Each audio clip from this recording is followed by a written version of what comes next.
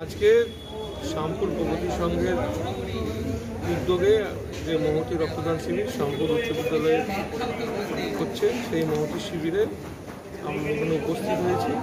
26 বছর ধরে রক্তদান শিবিরের যে কাজ, সমাজের ভারসাম্য রক্ষার কাজ এখানে চলছে। আগামী দিনেও এই ক্লাব বিভিন্ন মানুষের পাশে থাকে, সমাজের পাশে থাকে, কত দিনও আমরা লক্ষ্য করেছি। তো যে সমস্ত ক্লাবের সদস্য তারা মারা গিয়েছেন, নেই আজকে, তাদের স্মৃতির শান্তি কামনায় এই রক্তদান শিবিরের দীর্ঘায়ু কামনা করতে